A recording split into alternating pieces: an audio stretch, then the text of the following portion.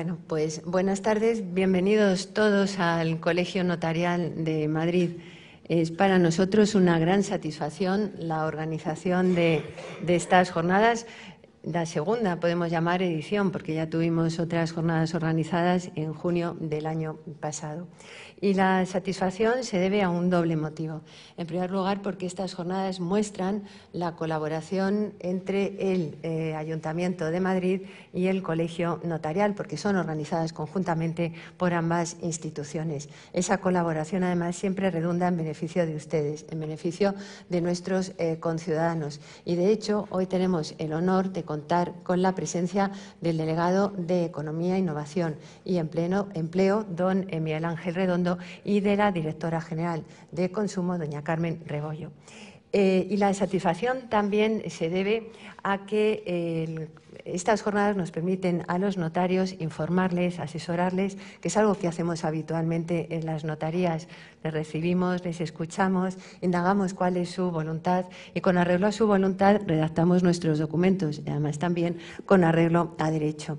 No sé si conocen una frase de alguien que fue también notario, que tiene una calle a su nombre aquí en Madrid, Joaquín Costa, que nos decía que el notario no se limita a una escucha pasiva, que no se limita a redactar como un amanuense a dictado de los comparecientes, sino que interviene activamente y de forma positiva en los documentos que autoriza y siempre cumpliendo con la obligación esencial de la asistencia según las circunstancias de cada uno. Señalaba además que esa labor jurídica del notario es la que convierte al instrumento notarial, el documento notarial, en el instrumento antilitigioso por naturaleza, y era cuando concluía diciendo que la relación, en la razón del número de sentencias en relación con las escrituras, debe ser una relación inversa. Y la frase a la que yo me refería era que decía notaría abierta, juzgado cerrado.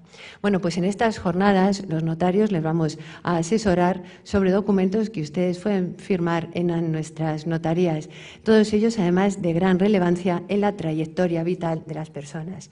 Les vamos a hablar sobre aquellos documentos que se pueden otorgar por razón de discapacidad, por ejemplo, en previsión de una futura o hipotética discapacidad, poderes preventivos, autocuratela. Les vamos a explicar cómo muchas veces los progenitores de una persona con discapacidad nos confía su preocupación acerca de qué va a suceder con sus hijos cuando ellos no estén. También, en el caso de que una persona con discapacidad quiera otorgar un documento, cómo va a contar siempre con el apoyo institucional del notario, tal como hacíamos habitualmente y como ha venido a reconocer últimamente una ley, que supone una muestra más de la confianza de la sociedad, de ustedes, en los notarios, y que en este caso además puede llevar una gran responsabilidad, incluso moral, para los notarios, pero es para el desarrollo, para la defensa de unos valores con los que nos sentimos plenamente identificados, como son la igualdad, la libertad y la dignidad de las personas.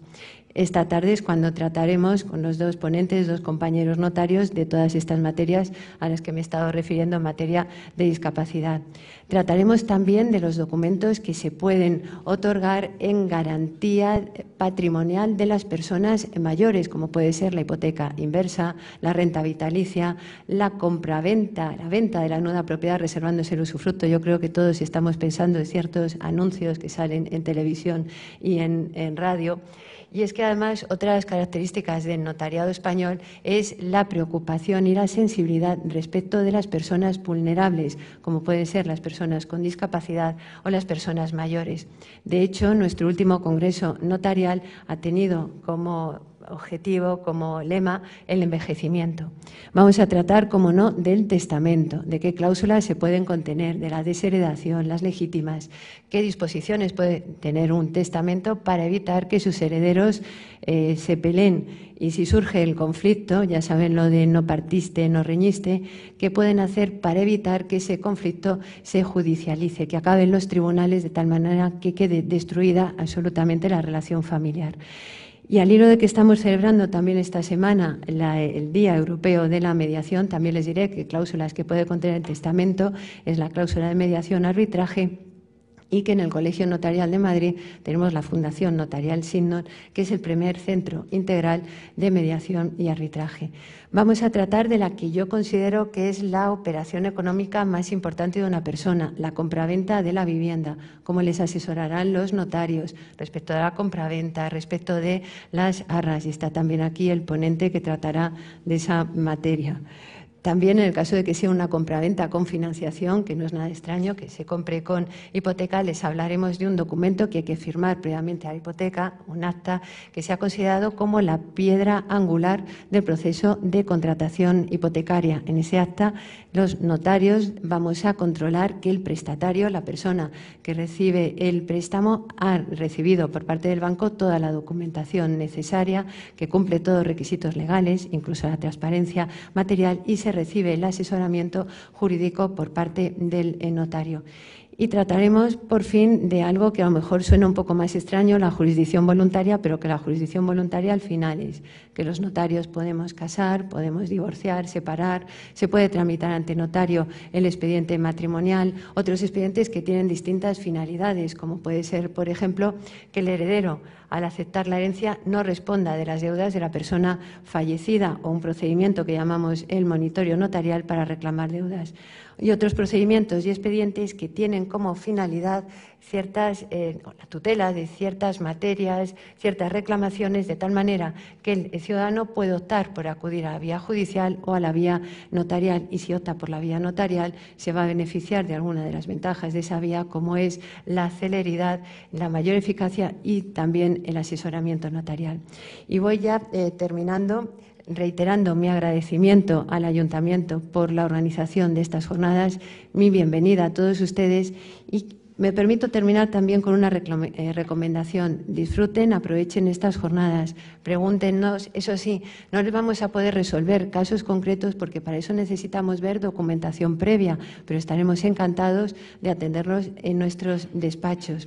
Si al terminar estas jornadas no recuerdan todo lo que hemos tratado, no hay ningún problema, van a quedar colgadas en la página web del Ayuntamiento, y basta con que recuerden que las notarías, que el Colegio Notarial siempre va a estar abierto a todos ustedes y que consulten siempre al notario.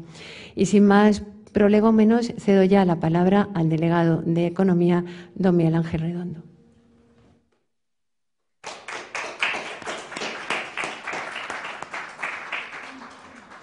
Muy buenas tardes. Es para el Ayuntamiento de Madrid, en concreto para el área de Gobierno de Economía, Innovación y Empleo, una satisfacción estar aquí para inaugurar este ciclo de 5 jornadas que, bajo el título Madrid te asesora, se desarrollarán en los próximos meses en esta sede del Colegio Notarial de Madrid. En primer lugar, quiero manifestar a esta institución nuestro profundo agradecimiento, que transmito a sus órganos directivos, acompaña, así como a los notarios participantes en cada una de las sesiones, que dan comienzo hoy mismo por su patente y desinteresado compromiso con las instituciones madrileñas, en este caso con el Ayuntamiento de Madrid, en el deseo común de contribuir a favorecer el conocimiento, la información y, en definitiva, el bienestar general, al desarrollar todo un programa que permite difundir los instrumentos jurídicos existentes para la protección patrimonial y la autonomía personal de nuestros ciudadanos, a través del sólido conocimiento que poseen y que ponen generosamente a nuestra disposición expertos profesionales del Colegio Notarial de Madrid. Tenemos también muy presente, al plantear y desarrollar esta colaboración, el indiscutible papel que desempeña el notariado en la sociedad, al ofrecer a los ciudadanos y a las empresas asesoramiento y seguridad jurídica en sus decisiones civiles y mercantiles para que se ajusten a la legalidad vigente, desplegando con su intervención certeza y confianza en ellas. Por parte del Ayuntamiento de Madrid, dentro del área que presido, se encuentra integrado el Instituto Municipal de Consumo, que tiene entre sus competencias desarrollar programas y actuaciones singulares de información en materia de consumo dirigidas a consumidores y empresarios. Agradecer la presencia de su directora, Carmen Rebollo, y su subdirectora, Teresa Aso.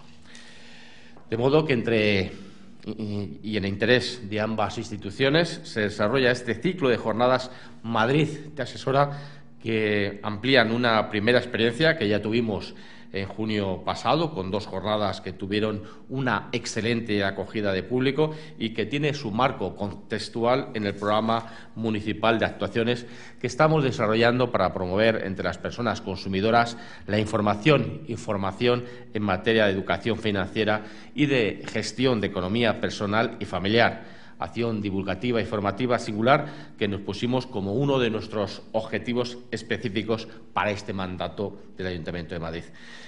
Nos encontramos en un momento de profundos cambios tecnológicos que tienen particular incidencia sobre determinados colectivos, como el de las personas mayores, que se sienten desbordados ante la creciente digitalización de la economía, apareciendo fenómenos que es necesario contribuir a contrarrestar, como la conocida brecha digital.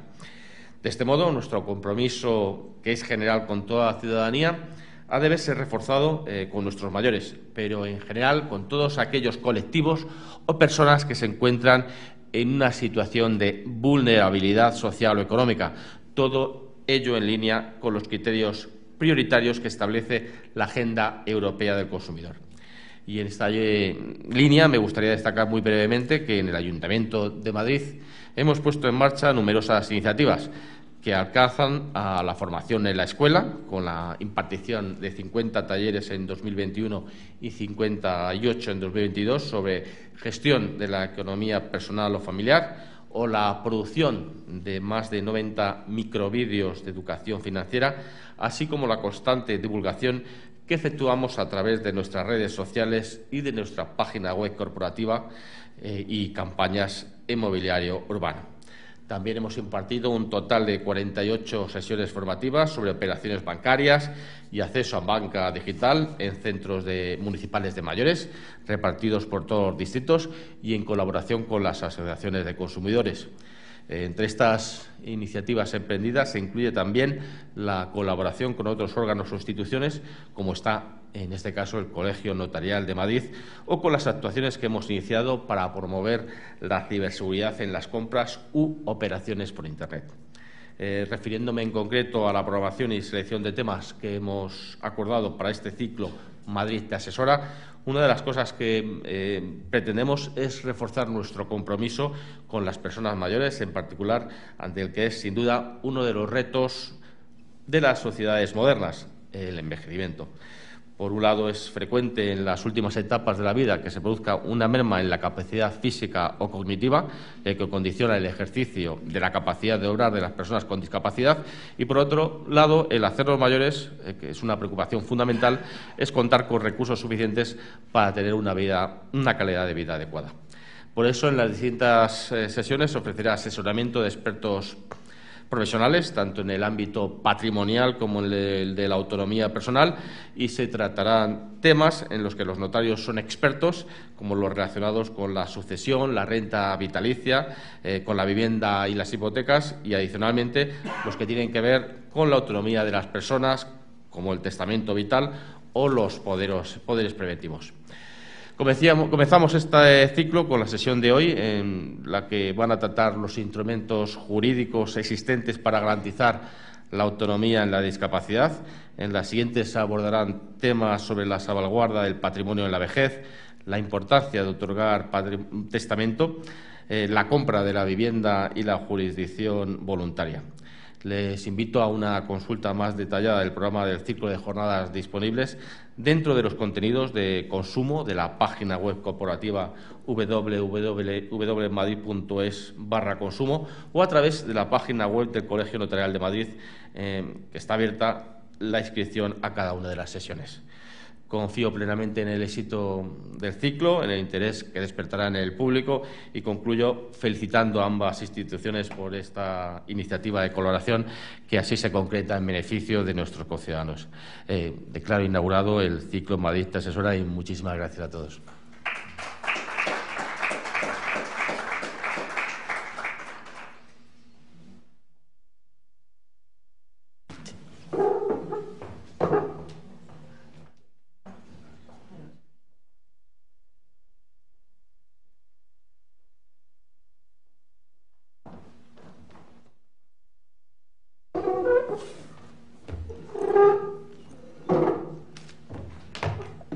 Pues, como nos ha dicho el delegado, queda inaugurado el ciclo y vamos a empezar con esos documentos de los que hemos hablado en caso de discapacidad o previsión de la discapacidad.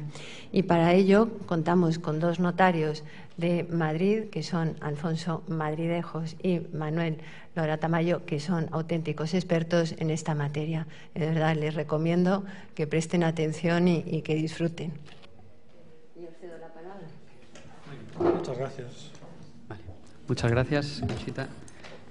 Bueno, buenas tardes a todos y muchas gracias por asistir a este ciclo de charlas que inauguramos hoy, ¿no? Inauguramos, Alfonso y yo, hablando de un tema muy específico, que es la discapacidad. Un tema que realmente, pues, es verdad que afecta a personas con una discapacidad congénita y que todos podemos conocer, pero que también nos va a ir afectando a todos, ¿no? Todos vamos a ir cumpliendo años y probablemente vayamos entrando en situaciones de vulnerabilidad o discapacidad.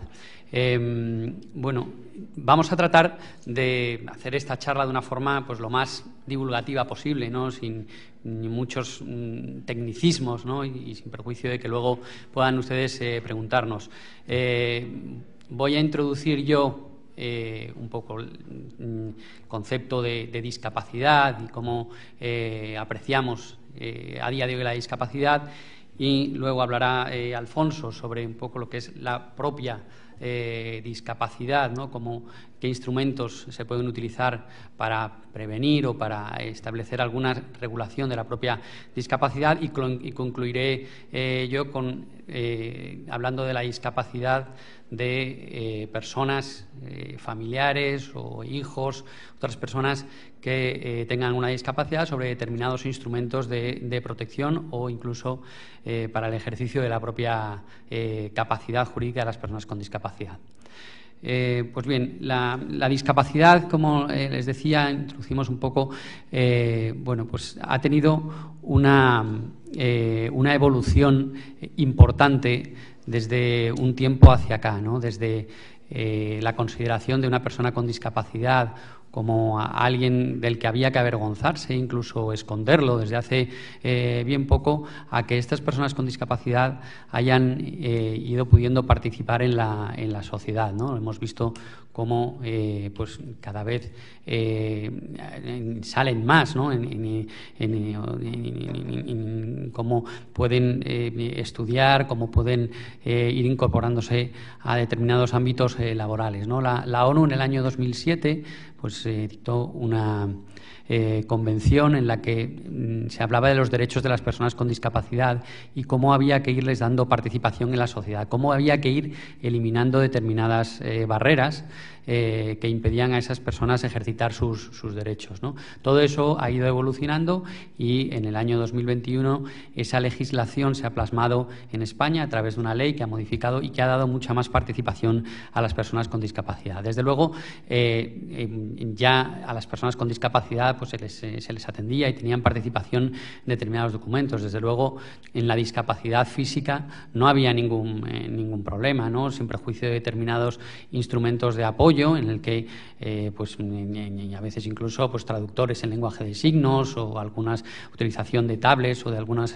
otros instrumentos, pero no había ningún problema en la participación. Quizá en la discapacidad psíquica es en la que actualmente se ha ido avanzando más, ¿no? Desde poner simplemente un freno y decir, como usted tiene una discapacidad psíquica, no puede actuar, ahora a empezar a establecer o regular una serie de instrumentos o incluso dar participación con determinada, con mayor o menor amplitud, dependiendo un poco del nivel cognitivo de esa persona. Desde luego, entre las preguntas que nos pasaban, si una persona con discapacidad puede ser titular de bienes, desde luego no hay ningún problema, ¿no? Para que tenga bienes, para que pueda abrir una cuenta bancaria, para que sea titular de un piso. De hecho, como decíamos, la discapacidad puede irnos afectando a nosotros y no por entrar en una situación de discapacidad pues nos van a desposeer de los bienes que tenemos, ¿no? Y desde luego también podrán contratar con mayor o menor amplitud juventud, con más o menos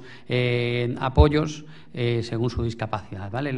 En el tema de la discapacidad, pues quizá lo fundamental ahora mismo son los apoyos, ¿no? Los apoyos es una figura que ya existía en otros ámbitos, en el ámbito educativo, pues un chico con discapacidad puede ir estudiando con determinados apoyos de profesionales educativos que van haciéndoles más accesibles o que les van ayudando a alcanzar el nivel de los demás o el propio nivel, ¿no? Hasta donde ellos pueden alcanzar. En el ámbito laboral también ha ocurrido lo mismo, ¿no? Pues en el ámbito jurídico también aparece esta figura de apoyo, ¿no? Incluso los propios notarios podemos llegar a ser apoyo institucional para que una persona pueda ejercitar sus derechos.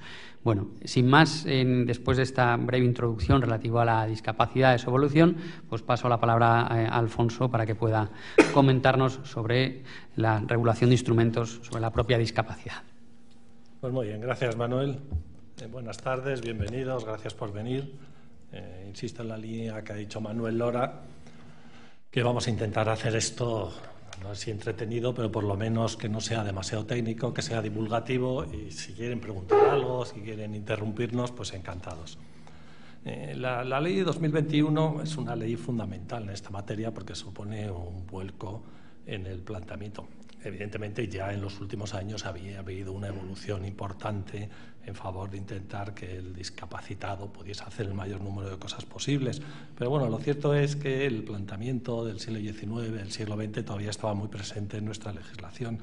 Hasta el punto, yo creo que la Ley 21 casi es un cierre de la Constitución española que después de su aprobación se fue desarrollando y dando lugar a numerosos cambios normativos, y una de las asignaturas pendientes precisamente era el mandato constitucional de respetar la igualdad y la dignidad de todas las personas, que eso es lo que pretende la Ley 21, aplicando la Convención de Nueva York con mucho retraso, que era del 2006, ¿verdad? 2006.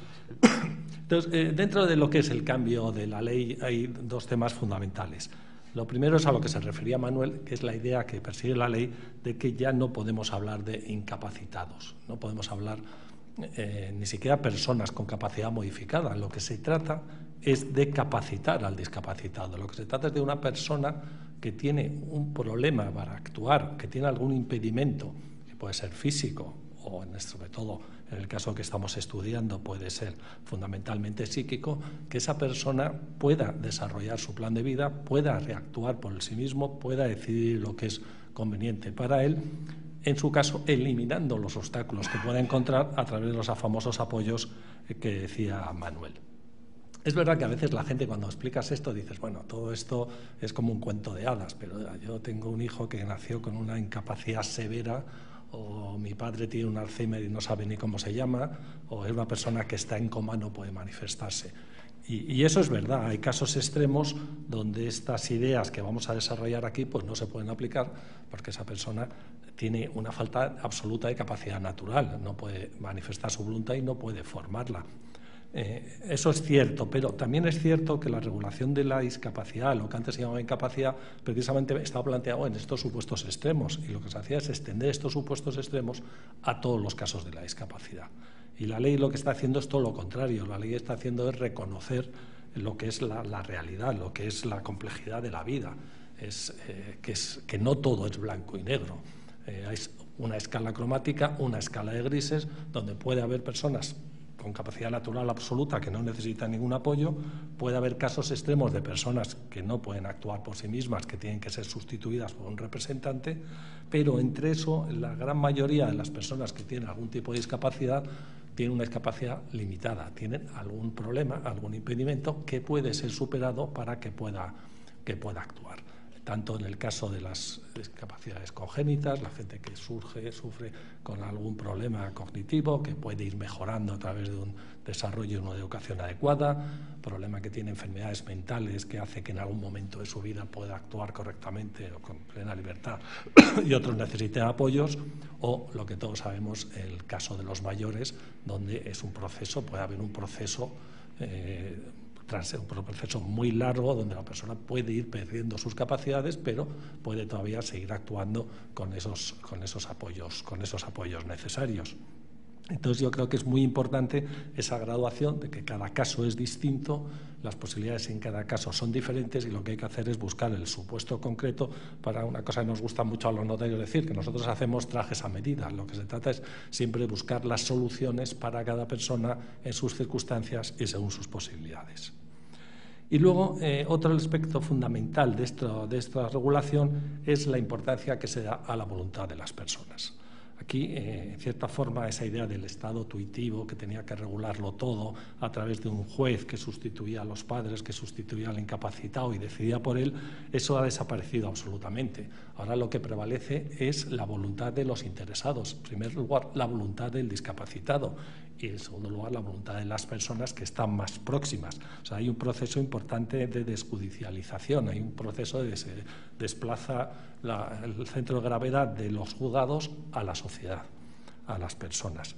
Y esa voluntad es importante en el caso de los propios discapacitados, porque cuando se trata de una persona discapacitada, lo fundamental es que él pueda actuar por sí mismo, que pueda tomar sus decisiones con la ayuda necesaria. Pero incluso en los casos en los que no puede tomar esas decisiones, la ley lo que impone siempre a la persona que presta el apoyo es que respete cuál es la voluntad de la persona, cuál es la voluntad del discapacitado. Por ejemplo, en el caso de una persona mayor o una persona que ha tenido una enfermedad o que ha tenido un accidente que ha disminuido su capacidad, lo que le piden a la persona que presta el apoyo es que actúe según las preferencias que hubiese tenido esa persona, según su trayectoria vital, según lo que sabemos de ella. Entonces, la voluntad del discapacitado es fundamental. Y es fundamental, y es de lo que yo me voy a ocupar, las voluntades que llamamos preventivas. Es decir, la posibilidad que todos tenemos de prever esta posible discapacidad en la que nos podemos ver en el futuro, y cuando tenemos plena capacidad, cuando no tenemos ningún problema, tenemos instrumentos muy útiles y muy poderosos que permiten regular nuestra propia situación. Esta voluntad puede ser, a veces cuando se trata de personas, sobre todo menores que nacen con una discapacidad congénita, pues esa voluntad puede ser la de los padres. Luego Manu nos va a hablar pues eso, de esta persona que tiene un hijo con discapacidad. Su gran problema es qué pasará cuando yo no esté. Hay mecanismos para intentar conseguir que la voluntad de los padres o la voluntad del hijo prevalezca cuando ya no estén los padres. De eso nos hablará Manu. Pero yo lo que quería detenerme aquí es sobre todo en la posibilidad de que sea la persona, cada uno de nosotros que estamos aquí, los que podamos tomar la rienda de nuestro futuro, lo que podamos decidir qué queremos que pase cuando nosotros perdamos esa capacidad. Y en esta materia la ley, la verdad es que hay un cambio fundamental. En la regulación anterior pues había una cierta desconfianza frente a esa voluntad. O sea, lo que prevalecía es lo que decía antes: oiga, si usted no tiene capacidad, nos vamos al juez y el juez decide por usted. Y ahora cambia totalmente. Antiguamente, pues ya en los últimos años se había ido reconociendo cierta capacidad. Una persona podía designar un tutor, es decir, oiga, si yo estoy incapacitado, que tutele determinada persona, mi mujer, mis hijos, pero era una simple designación de voluntad. Luego el juez llegaba y decidía qué había que hacer. Y lo mismo pasaba con los poderes, que iba a ser lo que me voy a ocupar yo fundamentalmente. Estos poderes de los que le voy a hablar antes estaban admitidos, pero tradicionalmente el poder se extinguía cuando una persona perdía la capacidad. Uno daba un poder a su mujer, pero si perdía la capacidad, inmediatamente el poder quedaba sin efecto. El apoderado tenía que declarar que el poder no le había sido revocado, que el poderante vivía y que el poderante tenía capacidad, con lo cual eran unos instrumentos que en caso de incapacidad servían de bien poco.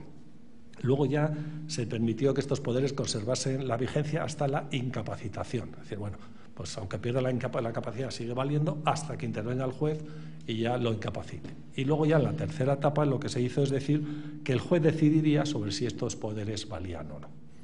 Entonces, fíjense el cambio que supone la situación actual. Lo que teníamos hasta hace 2 años es que si una persona otorgaba un poder designando a un poder general, vamos a poner el caso más claro, designo a mi mujer o a mi marido para que me represente, en el caso más fácil, si yo pierdo la capacidad, ese poder era válido hasta que intervenía el juez y el juez decidía, entonces nombraba un tutor y decidía si ese poder podía subsistir o no, qué pasaba con él.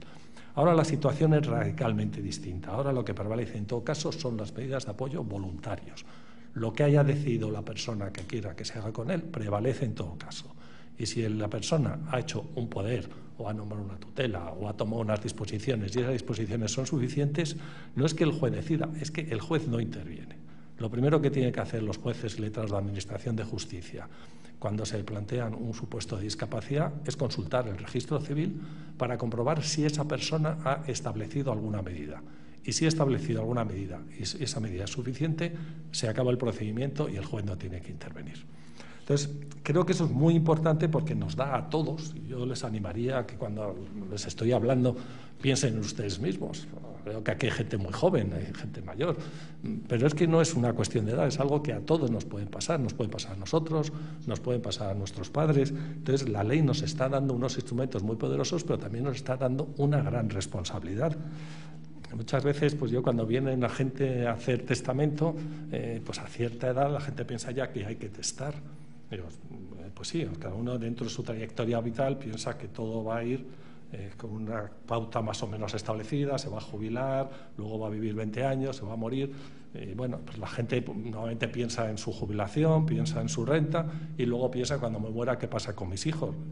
Sí, pero también tenemos que ser, entre comillas, un poco egoístas. Digo, vale, piensa usted qué va a pasar con sus hijos, pero ¿qué va a pasar con usted si dentro de 10, 15, 20 años se encuentra en una situación de Alzheimer, como vemos tanta gente que ocurre?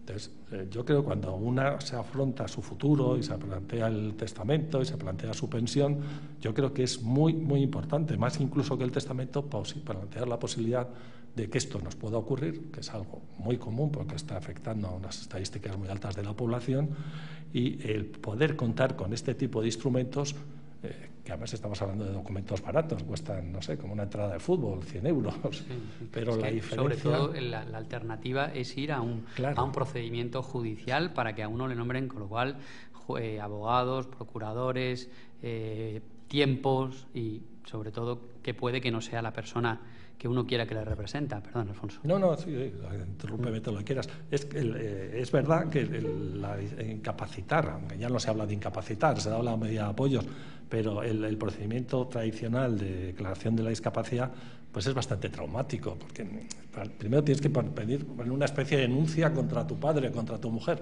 No es una denuncia, tienes que ir al juzgado, le tiene que examinar un forense, quiere decir que son instrumentos que están bien, que son necesarios, pero que se pueden evitar a través de una cosa tan sencilla como tener previsto estos tipos de poderes de los que les voy a hablar.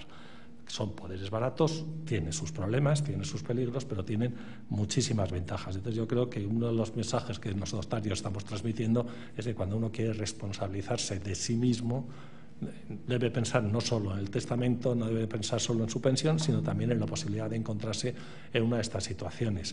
Porque este tipo de instrumentos, por una parte, evita acudir al proceso judicial, por otra, facilita mucho la vida a los cuidadores, facilita mucho el que tengan instrumentos adecuados y, sobre todo, facilita la vida al que lo está disponiendo, porque cada uno sabe qué es lo que gustaría que pase cuando no tenga esa capacidad. Ojalá no se produzca.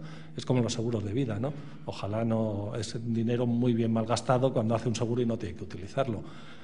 Estos poderes puede ser que no se utilicen nunca, pero si se da el caso, la verdad es que cuando han sido realizados, la utilidad que tienen para la familia, para la persona discapacitada y para su entorno es enorme. Pero yo creo que es muy conveniente pensarlo. Y es muy conveniente también tener en cuenta que las posibilidades que nos da la ley, y de eso quiero hablarles, son enormes. Podemos hacer muchísimas cosas. No es simplemente doy poder a mi mujer para no. El contenido es inmenso. Cada uno puede ordenarlo según pueda, según quiera y según las posibilidades de cada uno. Entonces es de los que les voy a hablar. Lo que se llama el poder general, que son los poderes preventivos. En principio, el poder, imagino que todos lo saben, pues es que yo autorizo a otra persona para que actúe en mi nombre. Entonces yo le puedo dar a Manuel un poder para que él me venda mi reloj, pero le puedo dar un poder general para hacer de todo. Son poderes peligrosos. Los notarios, cuando explicamos eso, siempre decimos, mira, usted se fía de la persona a la que da el poder. Yo suelo explicar siempre, esto es un poder de ruina. La gente se queda muy asombrada, pero es verdad, no es que le vayan a arruinar, pero usted con este poder, el apoderado, puede en su nombre hacer de todo menos casarse. Puede vender su casa, disponer de su pensión, le puede dejar en la ruina absoluta. Entonces, evidentemente, hay que tener mucho cuidado con este tipo de armas y a quién se da el poder.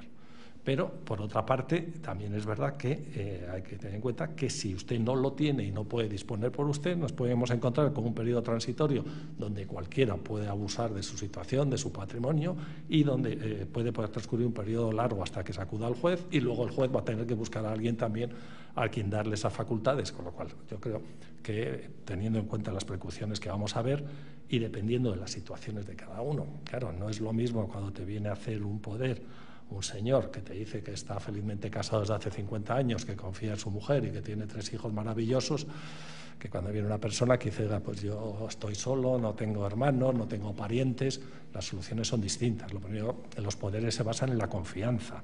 Estamos hablando de alguien que esté dispuesto a cuidarnos. Entonces, lo ideal es encontrar a la persona adecuada.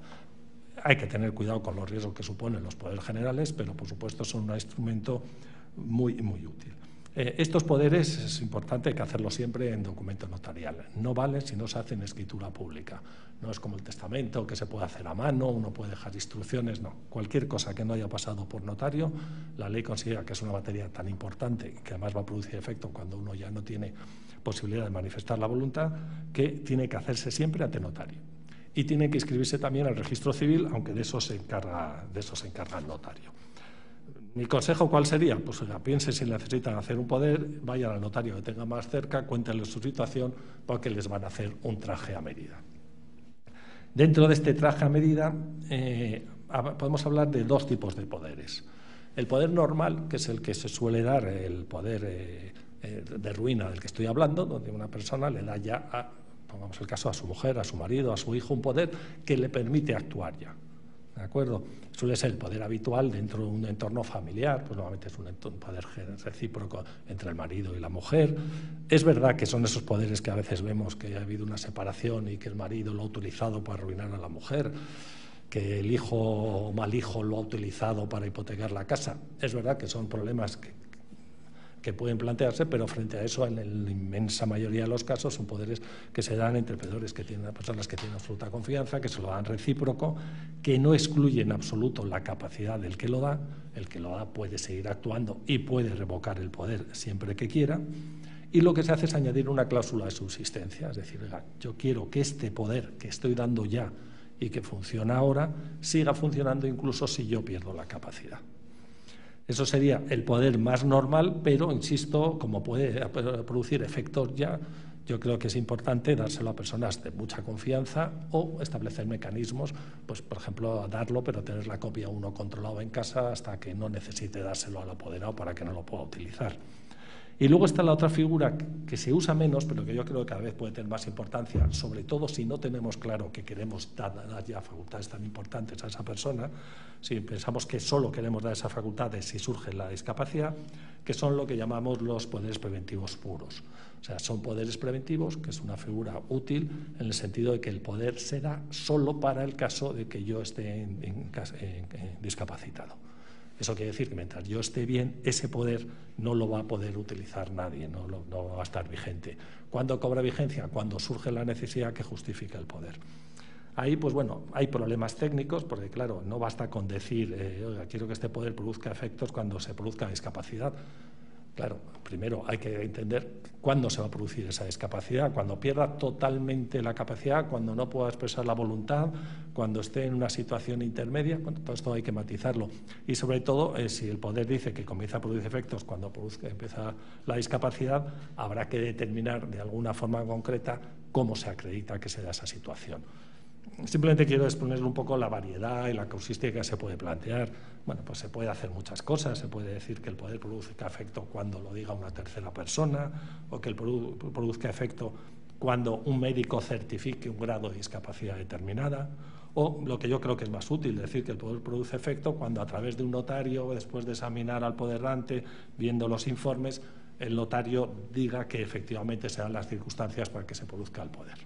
Pero bueno, no quiero extenderme demasiado en cosas técnicas, simplemente plantear las diversas posibilidades que son variadísimas, que en función de las necesidades de cada uno se pueden utilizar. Pero yo lo que suelo aconsejar, pues bueno, si hay una relación de confianza absoluta y quieren que empiece a producir ya el poder, de usted un poder normal con cláusula de subsistencia, Si es una situación más complicada en la que no está claro, usted no quiere que nadie se meta en su patrimonio, bueno, pues de un poder solo para el caso de que la discapacidad se produzca, y vamos a prever un mecanismo eficaz para que alguien controle cuando usted ha perdido la discapacidad. Lógicamente el poderrante tiene que tener capacidad, y esto parece una perogrullada, pero quizás sea lo más importante de todo, porque claro, el que da el poder tiene que tener capacidad suficiente para dar el poder. ¿Qué es lo que nos encontramos en la notaría muchas veces? Que los familiares nos traen a la persona mayor, a su padre o a su madre, para intentar evitar la incapacitación judicial cuando ya es tarde, cuando esa persona ya no tiene capacidad. Por eso, insisto, yo creo que es algo que todos deberíamos hacer, un ejercicio de conciencia, igual que todos en algún momento nos planteamos hacer el testamento, deberíamos plantearnos buscar estos mecanismos. Y si alguno tiene algún pariente, o algún padre, algún conocido, que empieza a tener, ha de ser consciente, es un poco difícil porque el problema es que este tipo de enfermedades degenerativas, las personas que lo sufren tienden a negar que lo tienen. Pero bueno, cuando alguien empiezan a diagnosticarle que puede estar entrando en ese proceso, es cuando hay que aconsejarle. Claro, es como al que le dicen que se va a morir al testamento, es duro, ¿no? A veces, pero el favor mejor que le podemos hacer a una persona que empieza a tener ese deterioro es decir, oye, ahora que todavía puedes, y es seguro que te va a pasar, tristemente, es el momento en que tú tomes tus decisiones precisamente para ti, para que tú estés mejor y para que también las personas que te estén cuidando tengan un instrumento eficaz. Respecto al apoderado, pues el poder se le puede dar a quien se quiera. Lógicamente, esta es la cuestión más importante. Si uno tiene personas queridas, próximas y de confianza, pues las cosas van a ir muy bien. Entonces, es muy importante seleccionar a las personas. Y es muy importante hacer un ejercicio de imaginación para prever las circunstancias futuras. Claro, uno le puede dar poder a su mujer o a su marido, a su cónyuge. Pero hay que pensar que si son de la misma edad no se sabe quién va a morir antes o quién va a perder antes la capacidad.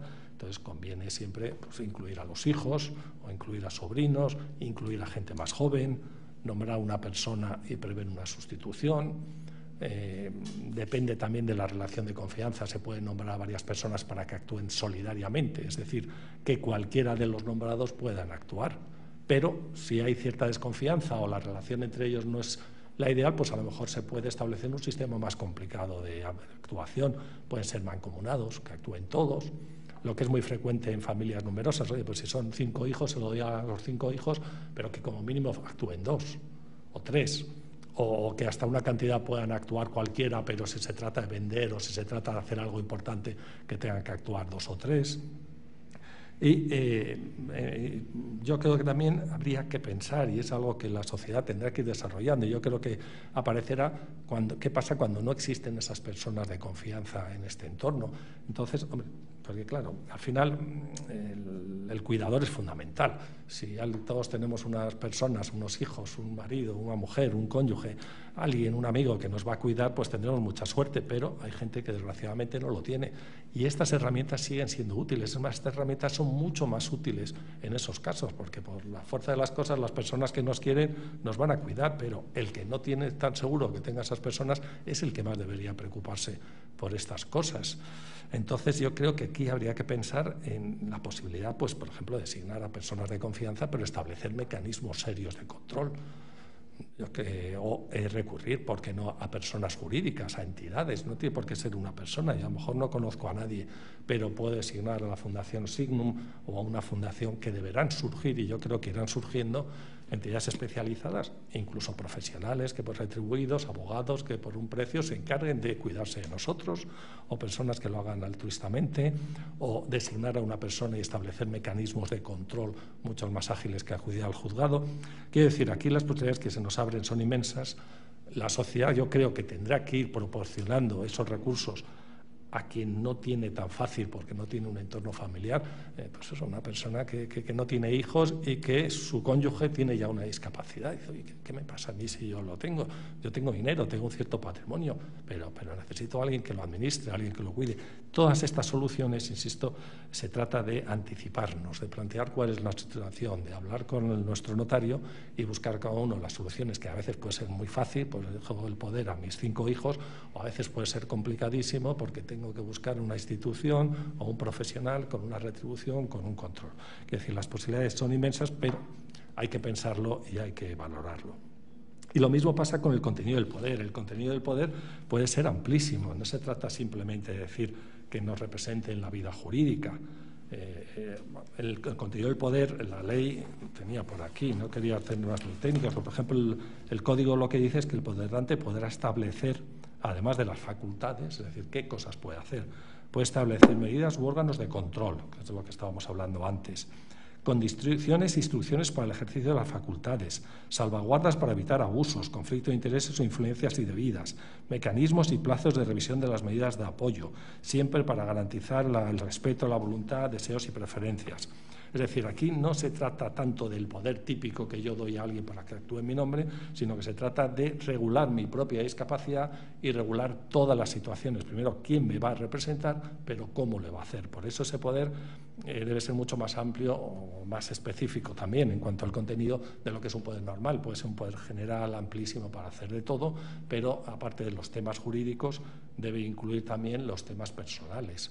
Posibilidad de internarme en una residencia, posibilidad de decidir sobre un tratamiento médico, posibilidad sobre el trasplante de órganos, posibilidad sobre cuidados paliativos. O sea, todo ese aspecto personal que nosotros podemos decidir, es bueno autorizar a otra persona que lo haga por nosotros. ¿Sabes también lo que a veces le preocupa a la gente? El orden en que se gasten sus bienes, ¿sabes? Es decir, en el propio poder. Decir, yo quiero que primero, claro, para cuidarme, se emplee lo que tengo en el banco, ¿no? Que luego se vendan acciones, los fondos, luego que se venda la casa en la playa y por último que se utilice mi casa, ¿no? Que es otras cosas que a veces uno lo puede dejar por escrito, porque está bien eso de la voluntad, deseos y preferencias, pero mejor que no dejemos todo a la interpretación, ¿no? Sino que si lo podemos dejar negro sobre blanco, pues mejor, ¿no?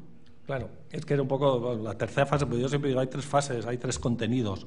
El primero son las facultades jurídicas que le vamos a dar.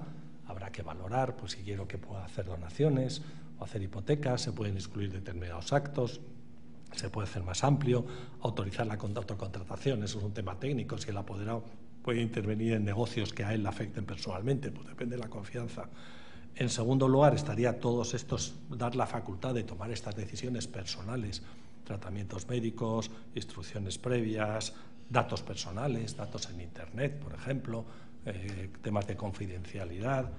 Y en tercer lugar, un apartado que yo creo que es muy importante, que es a lo que se refería Manuel, es los deseos y preferencias. Es decir, yo no solo voy a decir quién quiero que me represente, cómo quiero que me represente, qué mecanismos de control y qué facultades. También voy a dejar establecido qué es lo que a mí me gustaría.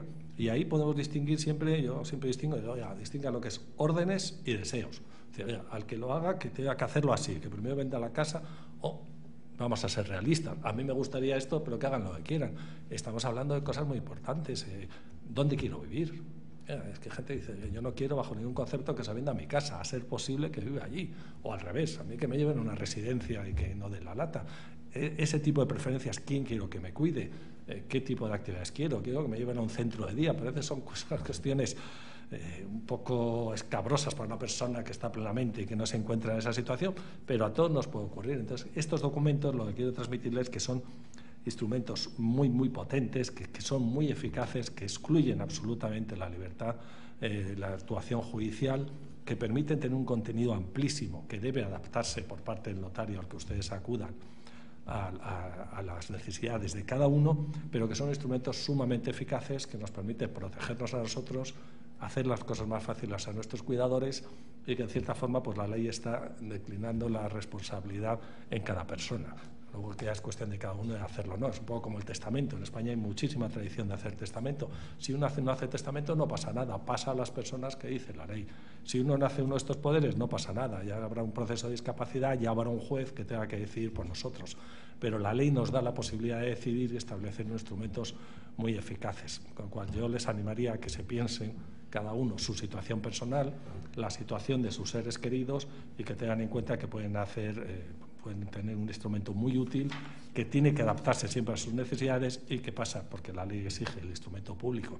Insisto, estamos hablando de un precio muy asequible, que vayan a su notario, que lo hablen y el notario debería hacerle un traje a medida, debería hacer un documento adaptado a las circunstancias de cada uno que puede ir cambiando a medida que se dan ese cambio de las circunstancias.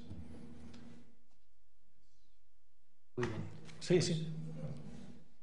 Bueno, buenas tardes. Hola. La verdad es que está siendo muy interesante. Bueno, Muchas gracias. mi nombre es Ana López Linares, trabajo en el Ayuntamiento de Madrid y además estoy en el Departamento de Apoyo a la Discapacidad.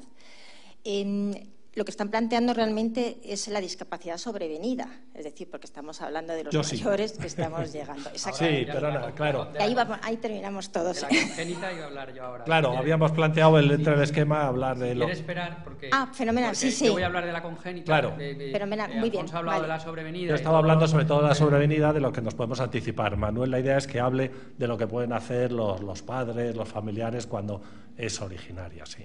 Sí, es un poco ese es el planteamiento. Pero si quiere preguntarnos algo, o no sé si es mejor que Manuel la acabe. Si quiere.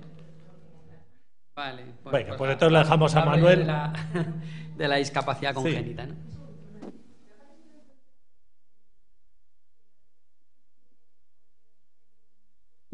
Vale.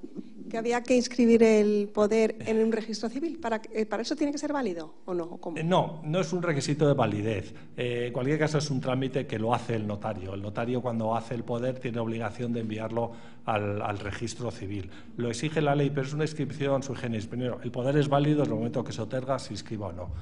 Y es curioso porque se inscribe en el registro civil, pero no se publica. Es decir, aunque conste en lo que conste en el registro civil, es una información que no se da. En realidad, esa información solo se le da al juez o al letrado, porque ellos sí, cuando van a iniciar, cuando ven que una persona perdió la capacidad, lo primero que hacen es consultar el registro civil para saber si existen o no esas medidas. Si esas medidas existen, se comprueba si las medidas son suficientes, y las medidas son suficientes, no se actúa. Entonces, el registro civil consta, pero no da publicidad. O sea, usted puede hacer un poder y no se va a enterar nadie. Eso es bueno y malo, porque eso, evidentemente, por un tema de intimidad de la persona, pues está bien que no se dé esa publicidad. El problema de estos poderes también, que es otro de los temas que solemos aconsejar a la gente, es que si la persona a quien se lo damos no se entera cuando llegue el momento, pues puede ser un problema. Claro, si uno le da un poder a su primo y el primo no lo sabe y pierde la capacidad y ese poder está guardado en un cajón y nadie lo ve, en materia de testamentos es distinto, porque en testamentos sí que hay la posibilidad de acudir al registro de últimas voluntades cuando uno ha muerto, y entonces eso es público. Entonces, bueno, el sistema por el que se ha optado es un sistema muy garantista para la intimidad de la persona, nadie lo va a saber, pero obliga a adoptar otros mecanismos para, si no se lo da a sus hijos, pues se lo dice, lo está ahí en el cajón de mi mesa. Pero si se va a dar a una persona, o bien se lo tenemos que decir para que lo sepa, o bien si no queremos decírselo, tendremos que encargar a otro, oiga, cuando yo pierdo la capacidad, dile al primo tal que él es el apoderado, el que puede pedir la copia. Pero bueno, se inscribe, lo hace el notario, no tiene coste y no son públicos. Nada. Claro. Una persona, por ejemplo,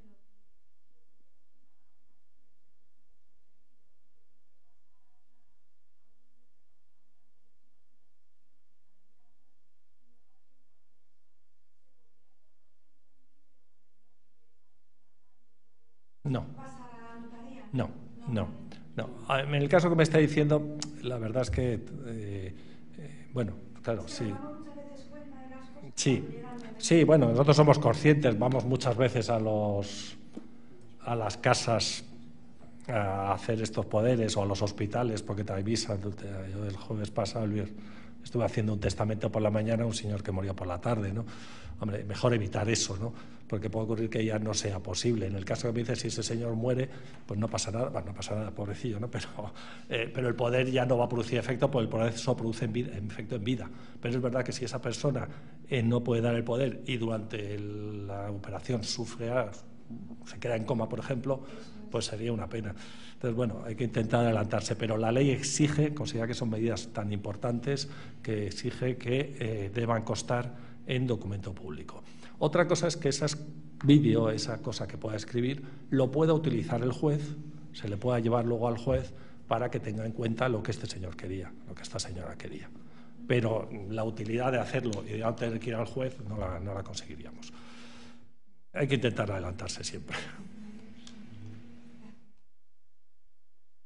Bueno, pues paso ya a hablar de lo que preguntaban antes de esta señora del Ayuntamiento, de la discapacidad congénita, ¿no? Quizá es una de las cuestiones familiares que más nos preguntan a los notarios, ¿no? Y que en una situación de mayor vulnerabilidad, y que la verdad es que a los notarios nos gusta, ¿no?, atender esas consultas, porque muchas veces podemos dar soluciones a una preocupación que es muy real, ¿no? ¿Qué pasa con mi hijo, con mi familiar con discapacidad, y sobre todo cuando yo no esté, ¿no? Muchas veces hay pues un cuidado durante la vida de la persona con discapacidad, y pues la preocupación es qué pasa cuando yo ya no esté y yo no le pueda cuidar, ¿no? Y ahora, como decimos, pues se abre también otra puerta, ¿no?, que es qué posibilidades tendría de actuar mi hijo con discapacidad, porque la ley parece que quiere que actúen, pero cómo puede actuar y qué mecanismos,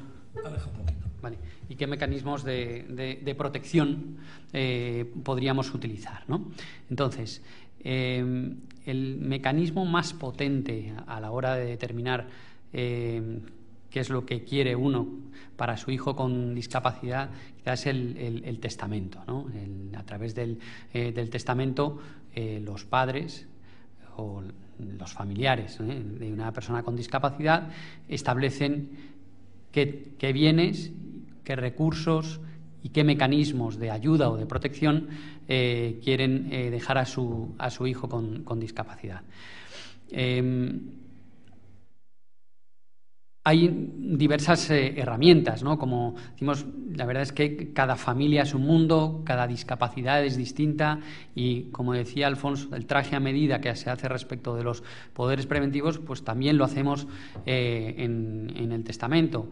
Quizá en el testamento no existe tanta libertad como existe a la hora de configurar un poder, pues creo que existen algunas normas, algunas limitaciones que constriñen un poco la libertad de los padres a la hora de regular los bienes que pueden pasar a los hijos. Pero hay una serie de herramientas o de mecanismos que se pueden ir utilizando, no todos ellos, sino parte que normalmente exponemos, y se van escogiendo ahí los que sean más necesarios, más útiles, ¿no?, para cada familia. Lo primero es la posibilidad de dejar más bienes, ¿no?, a una persona con discapacidad. Esto es una de las preocupaciones de los padres. Pues yo quiero que a mi hijo pues le queden más bienes, porque a los otros pues les da una educación y tienen una serie de recursos propios para ganarse la vida, y no es necesario que vayan a tener bienes míos, sino que yo quiero que la mayor parte de los bienes pasen a mi hijo con discapacidad, ¿vale? Ahí tenemos una primera limitación, sobre todo en Madrid. Hay otras legislaciones en España que son más flexibles, pero pues en Madrid, en lo que llamamos el derecho común, que se aplica no solo en Madrid sino en otros territorios de España, hay unas cosas que se llaman las legítimas, ¿no? Una serie de bienes, un porcentaje de bienes que tiene una persona que hay que dejar a los hijos obligatoriamente. Sin embargo, cuando entre los hijos hay uno que tiene una discapacidad, es posible dejarle la totalidad de los bienes, ¿vale? Es posible no respetar las legítimas de los demás. Ahora bien, siempre que esos bienes al fallecimiento de ese hijo vayan a los otros hijos sin discapacidad, ¿vale? Pues la clásica familia que únicamente tiene una casa, y que es lo que van a poder dejar a su hijo con discapacidad para que él viva o disponga de ella en caso de necesidad. Entonces, pues ahí no se aplicarían las limitaciones de la legítima, sino que podríamos dejarle la totalidad de los bienes a nuestro hijo con discapacidad. Hasta la modificación que se haya producido en el año 2021, el hijo con discapacidad no podía disponer de esos bienes, sino que únicamente podía utilizarlos, y luego pues a su fallecimiento pasaban a sus hermanos, y ahora, sin embargo, es posible también que disponga de ellos. O sea, que si se le deja esta vivienda de la que hablamos, pues pueda vivir en ella, pero si la tiene que vender para irse a una residencia o a otra casa donde pueda estar mejor atendido, a un piso compartido o a otras soluciones habitacionales que hay para las personas con discapacidad, pues que pueda utilizarlo, y únicamente lo que quede de eso es lo que irá a el resto de hijos sin discapacidad. Sin embargo, hay otras familias que dicen: uy, no, yo no quiero que mi hijo con discapacidad reciba todos los bienes, sino al revés. Esto va a ser una complicación para la gestión de los bienes, y al revés, yo quiero que sean los hermanos los que vayan a recibir los bienes, pero que se ocupen de mi hijo, ¿no? Ahí puedes utilizar otra herramienta que se llama una obligación de alimentos, ¿vale? Esto no va a quedar simplemente a la conciencia de los hijos, sino que se puede establecer pues una obligación de pues pasarle una cantidad económica, de pues pagarle un seguro, de atender todas las cuestiones médicas e incluso personales y obligación de convivencia, ¿no? Muchas veces a estas personas con discapacidad casi lo más importante, más que medios materiales, son medios afectivos, ¿no? Lo que van a necesitar, sin perjuicio de que los materiales son muy importantes, ¿no? Incluso en el testamento se podría establecer sanciones en caso de incumplimiento de esta obligación de alimentos, ¿no? Se podrían llegar un poco a ir forzando a esas personas y si no perder lo que se les ha dejado en beneficio de la persona con discapacidad, ¿vale? Estas quizá los dos ámbitos, incluso se puede configurar de una manera mixta, ¿no? Pues decidir si uno está más cómodo dejando bienes y dejando recursos o si prefiere que los recursos vayan a los hijos sin discapacidad y que se ocupen del hijo con la discapacidad. Quizá es más digno, ¿no?, para la persona con discapacidad que él tenga sus propios recursos, pero bueno, es un tema quizá muy personal y que nosotros asesoramos, damos estas herramientas y se decide.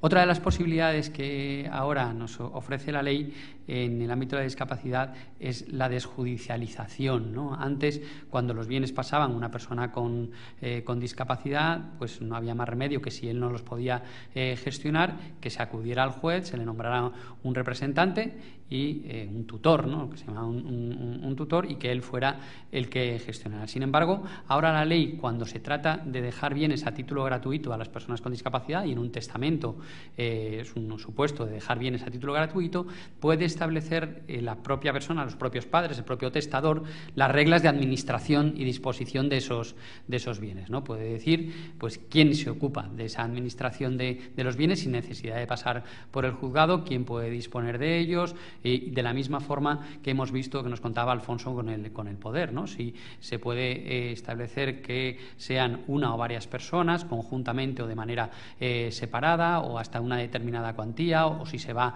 a transmitir un inmueble de la persona con discapacidad que sean dos, o que exista una previa tasación y que nunca se venda. Bueno, en fin, se pueden establecer una serie de medidas de control y se puede prever que no sea necesaria la intervención judicial, ¿no? Para eso es verdad que tiene que tener una persona un entorno de suficiente confianza, personas que sepan que van a atender al hijo con discapacidad, que no se van a aprovechar de él y que, pero bueno, es verdad que desgraciadamente hay algunas familias que no tienen estos entornos y hay que ir a buscar a fundaciones o asociaciones de apoyo a la discapacidad. En este mundo de la discapacidad, la verdad es que el mundo, así como en otros ámbitos de la sociedad civil, no es muy importante. En el mundo de la discapacidad el movimiento asociativo es muy fuerte, ¿no? Digamos que las familias, entre ellas y por discapacidades, tienen un entorno de apoyo muy fuerte entre ellas, ¿no? Entonces, a veces cuando no hay esos familiares cercanos que puedan ocuparse de la administración de los bienes, quizá buscar, como dice Alfonso, pues estas instituciones o estas entidades que yo creo que en muchos casos funcionan extraordinariamente bien y que prestan apoyo, ¿no?, a las familias con discapacidad. Entonces, si no es personas, pues entornos que puedan administrar y disponer de esos bienes. Otra de las cuestiones que preocupa es qué ocurre con esos bienes que se dejan a la persona con discapacidad cuando él fallezca, ¿no? Antes, con anterioridad a esta reforma del año 2021, los padres podían hacer un testamento por la persona con discapacidad, que se llamaba una sustitución ejemplar. Esto lo ha prohibido la ley porque se entiende que no es digno para la persona con discapacidad que otro haga testamento por él, ¿no? Lo que pasa, y es verdad, si la persona con discapacidad puede hacer testamento y con los apoyos que sean necesarios, que lo haga. Pero, desgraciadamente, hay algunos supuestos en los que la discapacidad les va a impedir hacer testamento, ¿no? Y entonces sería muy sangrante que cuando uno no hace testamento es la ley la que decide a dónde van esos bienes, ¿no? Muchas veces a los parientes más cercanos. Si uno no tiene hijos ni padres, probablemente acabe yendo a sus hermanos o a sus sobrinos. Puede que de esos haya una serie de hermanos sobrinos que pasen absolutamente, que no se ocupen nada de la persona con discapacidad, ¿no? Sería muy sangrante que esos bienes acabaran en manos de esas personas que no van a prestar ningún tipo de apoyo ni cuidar a la persona con discapacidad. Pues bien, en esos casos, aunque no se puede hacer testamento por la persona con discapacidad, sí que hay unas herramientas que son los que se llaman los fideicomisos, un nombre un poco extraño, pero que se pueden utilizar para que esos bienes no acaben en personas que uno no quiere, ¿no? Quizá hay que pensar un poco en el futuro al hacer el testamento, no solo los hijos, sino también en el que ocurre con esos bienes, pero eso se puede prever. También los padres en el testamento pueden decidir si no tienen esas personas, no quieren designar en ese momento a las personas que se ocupen de la administración y disposición de los bienes, sino que quieren que sea un juez el que lo determine, pero sin embargo sí que quieren dejar establecidos quienes quieren que sean esas personas de apoyo y que los nombre sucesivamente el juez, ¿no? Se pueden decir también en el testamento, y en el caso de que haya un procedimiento de lo que antes se llamaba la incapacitación y hoy se llama el procedimiento de designación de apoyos, pues que esté previsto en el testamento quiénes vayan a ser esos apoyos, y el juez, el Ministerio Fiscal, cuando se inicie un procedimiento de ese tipo, irá al testamento de los padres a ver si hay designada una persona preferente, ¿no? por parte de los padres, ¿vale? En fin, estos son algunos de los mecanismos que se pueden utilizar, y desde luego pues hay soluciones, y hay que echar imaginación a veces cuando acude una persona, una familia, ¿no? Que tiene un hijo con discapacidad. También, además del testamento, como hemos dicho, las personas con discapacidad ahora mismo pueden llegar a hacer una serie de actuaciones por sí mismos, ¿no? Hasta la ley de 2021, cuando una persona no era capaz, cuando llegaba al límite de su discapacidad, no podía hacer otra cosa, o no podíamos hacer otra cosa que mandarlo al juzgado, que se le nombrara un tutor y que éste actuara por él, ¿no? Que se le incapacitara y actuara por él. Como ha dicho Alfonso, ahora se trata de capacitar, y uno puede acudir al notario en vez de al juez a designar esas personas que quieren que les ayuden. A diferencia del poder que decía Alfonso, pues en el poder es una persona a la que te representa y no actúas. En el documento de apoyos, que es una de las novedades más importantes que se producen en el año 2021, es la propia persona con discapacidad la que va a decidir qué personas le van a ayudar a ejercer su capacidad, ¿vale? Reconoce que él mismo no va a poder, porque a veces no entiende muchas cosas, no entiende el valor de los inmuebles, o hasta unas determinadas cantidades él se maneja, pero superando determinadas cantidades él ya se siente inseguro, productos financieros que puede que no entienda a la hora de contratar, fondos, acciones y tal. Entonces, él va a ser la propia persona con discapacidad la que actúe, y va a ser ayudada por otra persona que él ha designado en un documento notarial, que es la persona de apoyo, una o varias, y va a ir delimitando como un traje a medida en qué ámbitos y con qué intensidad se produce ese apoyo. Puede delimitar ámbitos en los que él se siente cómodo actuando por sí solo, tanto en el ámbito patrimonial como en el ámbito personal, en el ámbito sanitario. En otros en los que exista un mero acompañamiento, decido yo, pero prefiero que otra persona me acompañe. Esto del acompañamiento, la verdad es que es una cosa que tampoco es muy extraña, porque nosotros hay veces que personas súper capaces, con súper puestazos en súper empresas, vienen acompañados de unos abogados y esas personas no firman nada que el abogado no les haya dicho, oye, firma, ¿no? Pues más o menos las personas con discapacidad podrán decidir dentro de su entorno quiénes quieren que les acompañes. En otros que pueden ser de mayor trascendencia, pueden decir que, oye, que no solo decido yo y otra persona me acompaña, sino que es necesario que preste también el consentimiento esa persona que quiero ejercer el apoyo. Sería una actuación mancomunada, conjunta siempre. Firmo yo y firmo otra persona para asegurarme que no me están tomando el pelo y que yo me siento seguro al hacer esta operación. Y luego también, por supuesto, puede establecer algunas actuaciones en las que les representen, ¿vale? Entonces, designa persona de apoyo y designa la intensidad del apoyo. Desde luego, esto los notarios no lo podemos hacer simplemente porque venga una persona y nos lo diga a veces, sino que por lo menos yo estoy ahora solicitando informes de, pues, o de psicólogos o de trabajadores sociales, de los centros en los que están o de los colegios. Bueno, sería una alternativa, digamos, a lo que los padres antes decían, pues llega mi hijo a los 18 años y tengo que ir al juzgado a designar un tutor. Bueno, pues ahora se puede hacer ese procedimiento notarialmente, que creo que es bastante más, no sé, de alguna manera, más agradable, ¿no?, para la familia y para la persona con amable. Un poco más amable. Ese documento también se remite al registro civil, se pueden establecer reglas de control e incluso la obligación de rendir cuentas al Ministerio Fiscal, ¿vale? Por tanto, bueno, estos son los dos instrumentos de los que yo quería hablar fundamentalmente, ¿no? El testamento como instrumento potente, importante, para que una familia pueda decidir cómo quiere proteger, qué bienes dejar y qué mecanismos y apoyos quiere establecer, y luego el instrumento en el que la propia persona con discapacidad pues puede regular su acceso al ejercicio de la capacidad jurídica sin que se le excluya, ¿no?, como en una resolución de incapacitación, sino que él siga participando, siga incluido en la sociedad a través también en el mundo jurídico. O sea, no puede ser que exista formación a las personas con discapacidad, acceso al empleo, y que cuando lleguemos al mundo notarial o al mundo de los contratos se le excluya, ¿no?, sino que tiene que haber instrumentos también en los que ellos puedan participar con los apoyos que sean necesarios.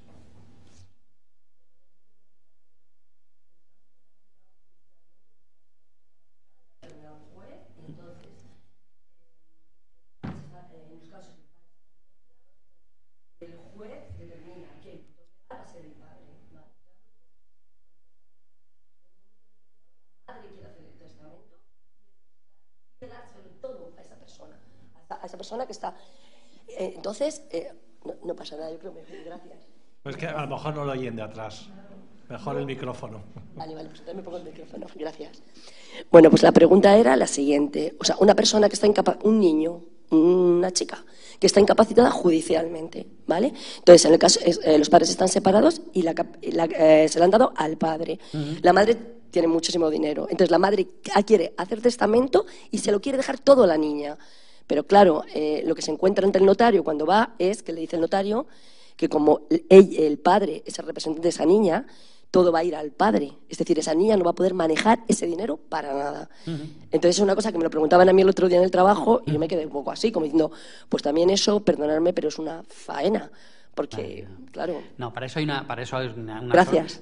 Para eso hay una solución muy sencilla, ¿no? Me he dicho que cuando se dejan bienes a título gratuito, uno puede establecer quiénes sean las personas que administren y dispongan de eso. No tiene por qué coincidir con la persona que pues le hayan rehabilitado la patria potestad o le hayan dado la tutela o lo que se llama ahora la curatela representativa. O sea, uno puede excluir a esa persona del testamento diciendo yo quiero dejarlo a mi hija, pero no quiero ni en pintura que a mi ex maneje esos bienes, sino que esos bienes van a ser manejados por otro. E incluso que quiero que esos bienes de ninguna manera cuando fallezca mi hija pasen a su padre, sino que entonces esas dos cosas se pueden regular y lo hacemos muy habitualmente, no solo en personas con discapacidad, sino es muy habitual en testamentos de personas separadas con hijos pequeños que no tienen discapacidad ninguna, pero que dicen, oye, yo le dejo a mis hijos, pero que mi ex ni que me revuelvo en la tumba, vamos. Sí. Pero le pones en el testamento, por ejemplo, yo quiero que todo mi dinero vaya a mi hija que está ingresada, entra al centro, lo que sea, pero quiero que todo ese dinero esté controlado por un hermano de esa persona, de la madre. Vale. Sí, como decía Manuel, es que es muy habitual en testamentos de divorciados. Pues normalmente siempre dejo a mis hijos, pero que no toque nada a mi ex. El ex, sea de un sexo u otro, no va a tocar nada en el sentido de que no va a heredar. Siempre van a heredar los hijos. Cuando hay un divorcio, el excónyuge no hereda. Pero es verdad que si los hijos son menores o están discapacitados y él tiene la representación, podría administrar.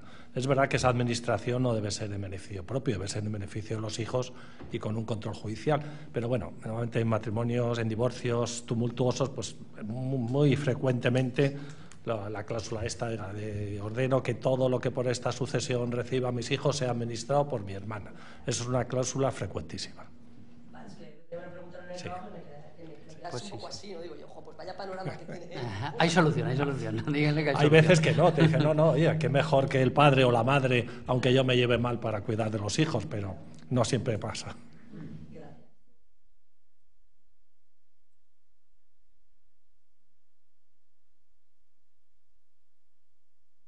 Buenas. Yo quería hacer una pregunta respecto al poder general preventivo, hacer especial hincapié en si sería posible incluir la facultad de actuar en el ámbito sanitario, porque antes de la reforma, bueno, y después, porque la Ley de Autonomía del Paciente no se ha modificado. Entonces, ahora encontramos con que, en teoría, no hay tutor legal en favor de la persona con discapacidad, salvo excepciones, pero en cambio, a la hora de luego prestar consentimiento informado, tiene que ser el representante legal. Entonces, el poder general preventivo podría ser una solución a esa laguna legal de decir, bueno, pues que en el ámbito sanitario también pueda actuar el apoderado, ya que la ley está un poco rara, ¿no? Sí, sin duda, sin duda. De hecho, el problema que se está planteando, sobre todo con los poderes antiguos, es que normalmente este tipo de facultades no se solían incluir porque se consideraban incluidas.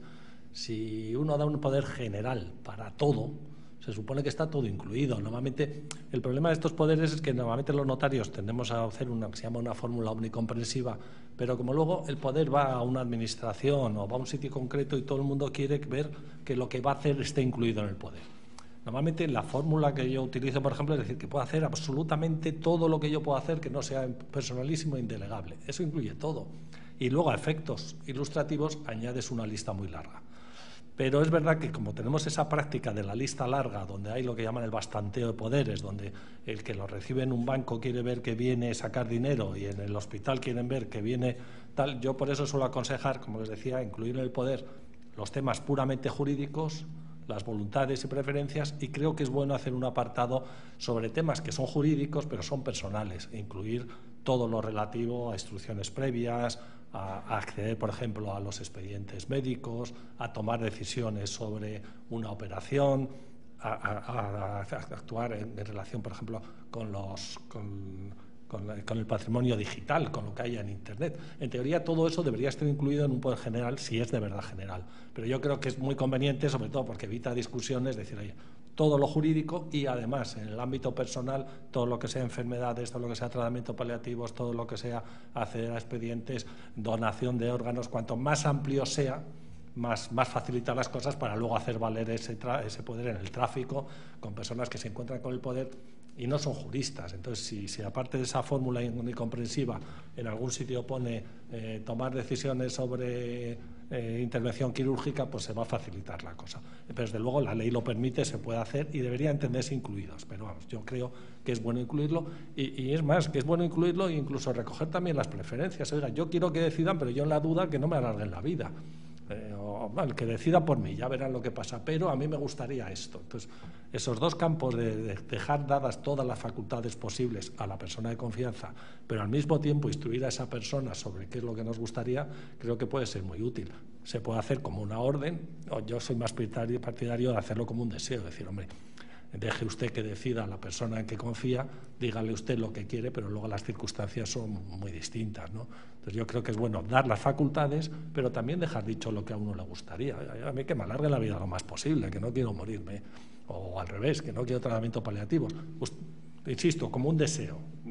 Yo doy la facultad a la persona a la que confío, pero le dejo las instrucciones para que por lo menos moralmente actúen, pues si son varios hijos o no están de acuerdo, o sea, que sepan lo que yo quiero. Al final lo que se trata es de hacer prevalecer la voluntad de una persona que ya no puede expresar esa voluntad. Yo creo que antes de la reforma, como decías, quizá podía ser más discutible, los poderes podían abarcar, aunque nosotros lo utilizábamos como fórmula no comprensiva y tenía simplemente un ámbito, o fundamentalmente un ámbito patrimonial. Ahora, con el artículo este que nos ha leído Alfonso durante su exposición, es verdad que estos lo que se quiere es regular toda la voluntad, los deseos y las preferencias, ¿no? Y entonces, ¿qué más que preferencia, ¿no?, que en el ámbito sanitario, más voluntad o deseo, ¿no?, que decidir las personas, los tratamientos, etcétera, ¿no? Yo creo que es un documento que ahora, desde luego, tiene cabida esa regulación. Tiene cabida y yo creo que es conveniente cuando uno vaya a hacer un poder, decir, los temas generales y vamos a también hablar de más temas personales. Yo creo que es conveniente hacer un apartado específico para evitar problemas.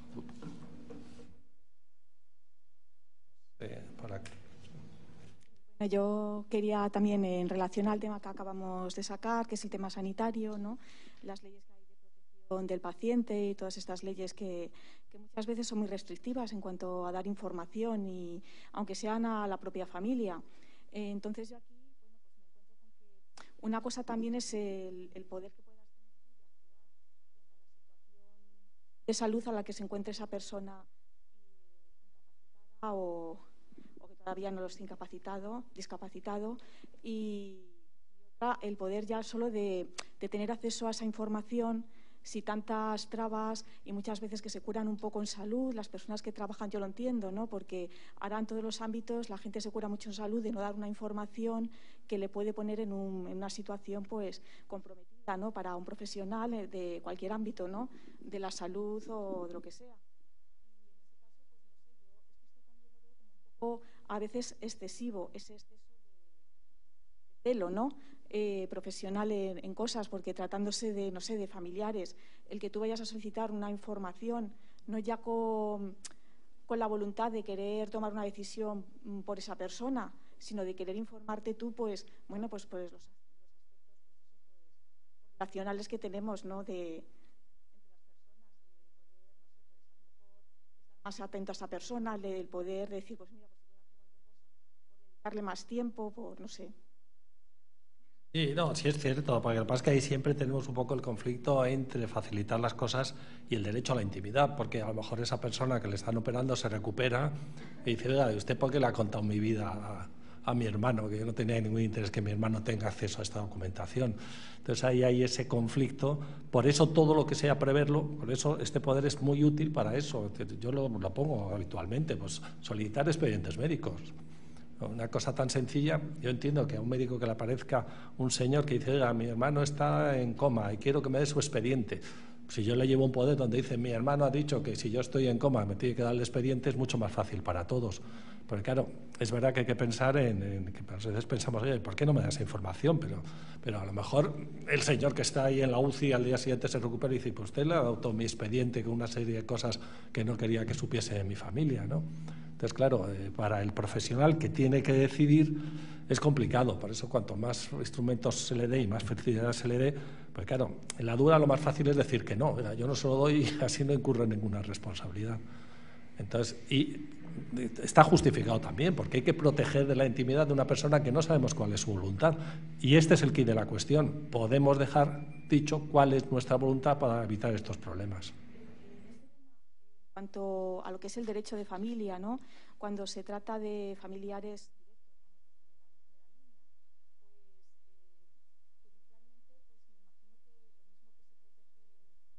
el tema de bienes, lo que es, por ejemplo, el tema de la legítima, que es muy difícil, bueno, que sí que hay casos en los que se puede quitar la legítima y cosas de estas. El tema este de tener información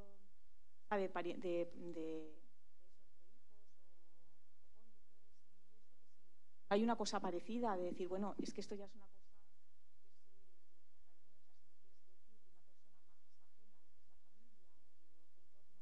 ahí que sí que tengan ese derecho preservado. Nada que el derecho de familia. Claro, es que mientras una persona vive, el derecho es suyo, no se transmite. Entonces, claro, lo que se trata de ver es si esa persona autoriza o si por ley se puede entender autorizado.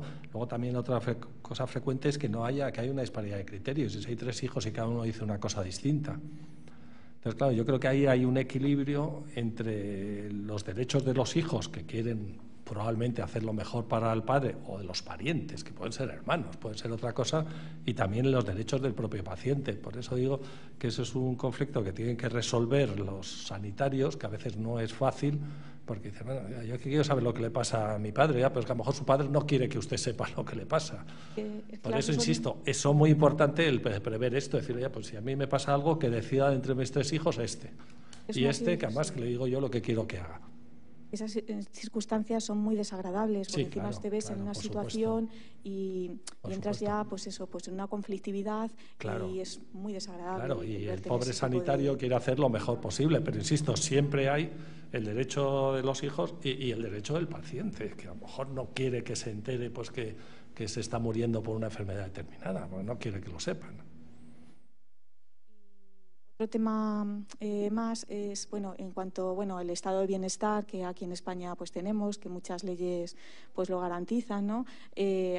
Durante la tercera edad, en el título tercero, ¿no?, de la Constitución, de que se pueden pedir unas... es un poco utópico, porque luego están las leyes que desarrollan todo esto y siempre se queda muy utópico lo que lo que es luego lo que se puede hacer. De que que los poderes públicos que también tienen que garantizar lo que son que sean atendidas las circunstancias de necesidad durante la tercera edad. Hoy en día sabemos del precio de las residencias, que muchas veces la gente tiene que su propia vivienda disponer de ella para poder hacer frente a esos gastos. Y ahora tenemos las posibilidades que hay frente a las administraciones públicas de solicitar esas ayudas a la dependencia. Entonces, en el tema de cuando hay nombrado un tutor, esa persona tendrá que obrar siempre también, porque puede ser también que haya, es que eso también cómo se mide, porque hay personas que para ejercer también lo que es la tutoría, pues se puede llegar en un estado un poco de desidia, ¿no? Porque ya sabemos que el pedir ayudas, la tramitación y todo esto es un proceso que también es un poco incómodo para las personas que tienen que llevarlo a cabo, porque tienes que hacer muchas gestiones para estos temas. Y a lo mejor es que si ese tema no se puede también garantizar de que de alguna forma que estén llegando los derechos sociales que tenga reconocidas una persona en esas situaciones, que se los esté recibiendo. Claro, eso ya casi podían plantearle a los representantes del ayuntamiento.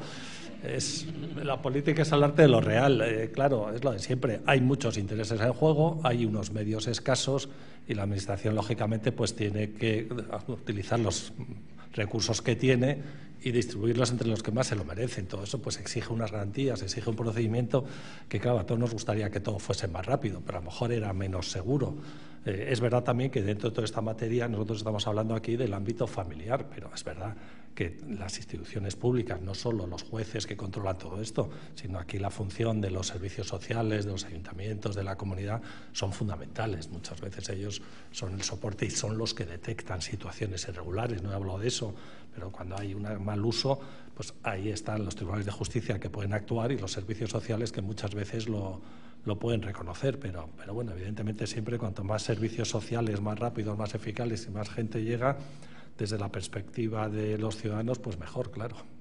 Simplemente añadir a lo de Alfonso, en esta materia con la regulación hay no cuando existe desidia, ¿no?, por parte de los familiares, como usted decía, pues que a lo mejor hay que buscar ayuda en otras instituciones de la administración, pero cuando son los propios familiares los que reclamaban esa ayuda a la dependencia, como no tenían ninguna, a veces, si no había una incapacitación, no había un poder, no había ningún instrumento de representación, se obligaba a que esa persona primero fuera a un juzgado a incapacitársele, nombrársele un tutor para poder solicitar una tontería, como una tontería, que puede ser relevante, pero que es una prestación ante la administración. Entonces, hay una figura que se llama el guardador de hecho, que es la persona que de hecho se ocupa de una persona con discapacidad, que puede ser congénita o sobrevenida, en el caso de personas mayores, como usted hablaba, y que que no tenían unos perfiles muy definidos. Entonces, ahora,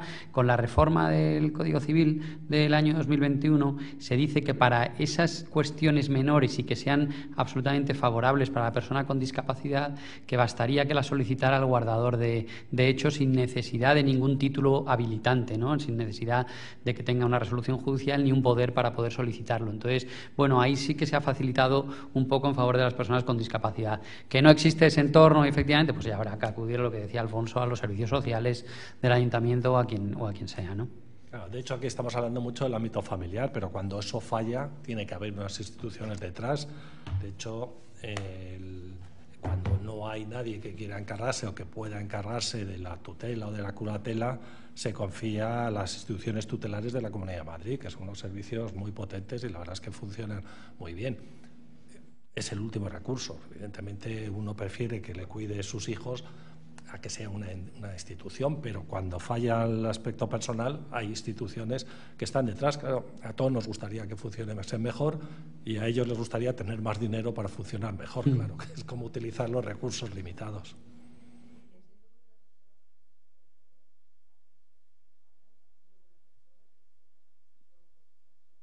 Sí. A esa persona que yo estoy nombrando, sabe perfectamente que yo la estoy nombrando. ¿O no?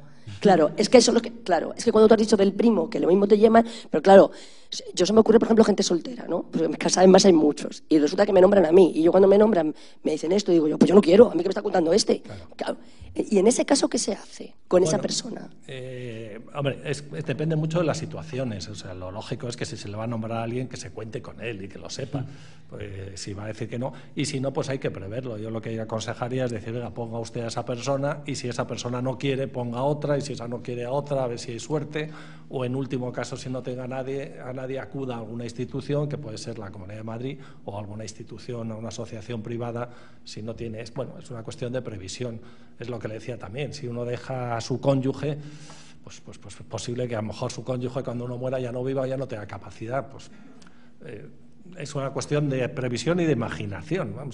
Si usted está seguro que esa persona lo va a hacer bien, pero si no, ponga un sustituto, o si no, contemple la posibilidad de que nadie lo acepte, porque lógicamente esto no es obligatorio. Cuando llegue el caso, el apoderado que lo acepta está asumiendo muchas obligaciones, no solo un poder para actuar, está asumiendo la protección, la defensa de esa persona. Entonces, de hecho, no hace falta que intervenga, pero perfectamente podría hacerse un poder donde viniese el apoderado a aceptar, a quedar enterado o a asumir obligaciones, por lo menos que si el día de mañana no lo acepta, que se encargue él de buscar a otro.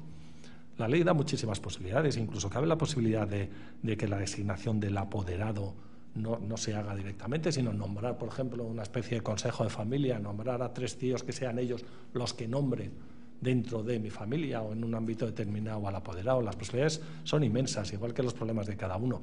No se puede prever todo, pero se puede prever mucho. Hola, buenas tardes. Hola. Quería preguntar, hablabas antes de la figura del guardador de hecho y mi duda iba por ahí. No tengo clara en la práctica cuál es la diferencia entre tener una curatela representativa y esta figura de guardador. ¿Qué tipo de decisiones puede tomar uno y no el otro? Vale. A ver, la diferencia entre un guardador de hecho y un curador es que uno tiene un título reconocido judicialmente y otro no, ¿vale? Como cualquier situación de hecho, ¿vale? Un matrimonio de hecho, una separación de hecho, una pareja de hecho, pues son situaciones que no tienen un título reconocido, ¿vale? Con lo cual, a la hora de representar a una persona es mucho más potente tener un reconocimiento judicial que puedes hacer valer, ¿vale? Porque tú sacas tu sentencia y te dice, tú eres el curador, qué ámbito de facultades, hasta dónde puedes representar y cuáles son tus limitaciones, y está todo claro, que un guardador de hecho. Un guardador de hecho pues es el que se ocupa día a día de la persona con discapacidad. Entonces, tiene una serie de problemas, tanto para acreditar que él es efectivamente esa persona, y habrá que acreditarlo con determinados informes, se puede acreditar en la vía judicial o se puede acreditar también en la vía notarial con una especie de acta de notoriedad, tanto como las facultades que prevé la ley, ¿no? Entonces, la ley sí que te dice ahora, antes se decía que solo aquello lo que pudiera ser beneficioso, ¿no?, para la persona con discapacidad. Ahora la ley sí que te dice que en el ámbito de esa relación con la administración, prestaciones, etcétera, que sí que podrá actuar aunque no tenga ese título habilitante, pero para ejercitar unas labores representativas tendría que ser el juez el que te autorizara, ¿no? Entonces, está bien, y de hecho se ha tirado mucho de esta figura para no ir a un procedimiento de incapacitación total, ¿no?, sino decir, como esta persona necesita simplemente aceptar la herencia de sus padres y vender una casa, pues el juez autoriza al guardador de hecho específicamente para ese acto concreto, ¿vale? Entonces, no va a tener un título de validez a largo plazo, sino que va a tener un título para una serie de actuaciones concretas, ¿no? Desde luego también es la persona que puede acompañar día a día a la persona con discapacidad, siempre que esa persona tenga unos mínimos suficientes para poder comprender una actuación, aunque sea apoyado de su guardador de hecho. Entonces, en esas actuaciones de acompañamiento sí que el guardador de hecho podrá actuar acreditando su condición de una manera más continuada. Pero si fueran actuaciones representativas, ya te digo, un curador sí que lo tiene y lo tiene pues con un título habilitado durante tiempo, y sin embargo el guardador de hecho para actuaciones representativas necesitaría autorización concreta. De hecho, parece que el Ministerio Fiscal, cuando se va a un procedimiento ahora de determinación de apoyos para que se designe a un curador, a veces lo que están preguntando es qué patrimonio y qué necesidades tiene esa persona, porque si no tiene unas necesidades de actuación recurrente, lo que vamos a designar en vez de a un curador es vamos a habilitar a su guardador de hecho para este acto concreto. No sé si te he respondido.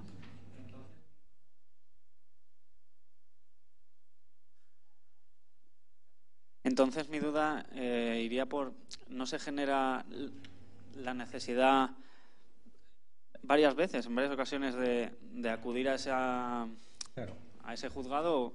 Bueno, es que si se origina varias veces, lo suyo es ir a la curatela. Claro, lo decía. O sea, la guarda de hecho es una situación fáctica. A mí me parece más trabajo cada vez que tengan que tomar una decisión. Sí, lo que pasa es que hay veces que nunca hay que tomar ninguna decisión, ¿no? El señor que pierde la capacidad con 98 años, que le atiende su familia, está perfectamente cuidado, tiene la firma en el banco y no tiene que hacer absolutamente nada, la familia dice, pues ¿para qué vamos a ir a un proceso de discapacidad que no nos interesa?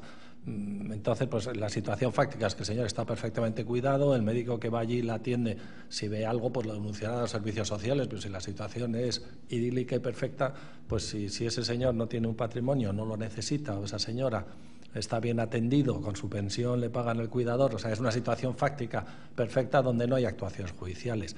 ¿Qué es lo que mejora la ley? Lo que decía Manuel, si esa persona, en un caso muy concreto, pues, oye, que hay que vender un piso que heredó una parte, pues se acuda al juez y se pide la autorización. Si va a pedirla 2 o 3 veces, pues lo lógico es decir, oiga, vamos a hacer una curatela seria para que no tenga que estar usted viniendo aquí todas las veces.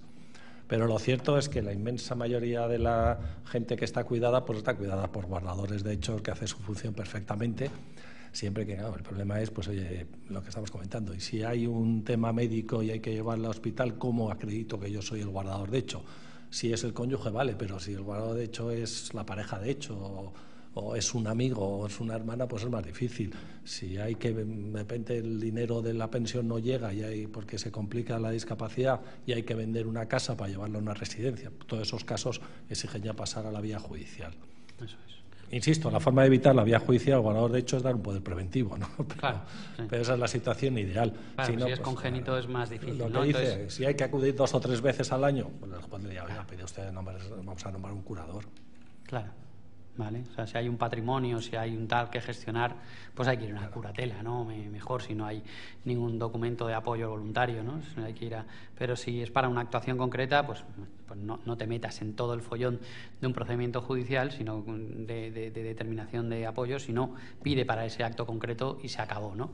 De hecho, a veces, la terminología de esta un poco negra, a veces se utiliza la guarda de hecho, se ha llamado, ¿no?, como la tutela de los pobres, ¿no?, porque es verdad que es para personas a lo mejor que no tienen mucho patrimonio que gestionar y tal, entonces pues es la tutela de los pobres, ¿no? No hay... Sí, pero es eso, si una señora tiene una pensión con lo que da para cuidar a su cuidador y su familia la atiende, la cuida y está bien, ¿para qué? Pues a lo mejor no hace falta más. No.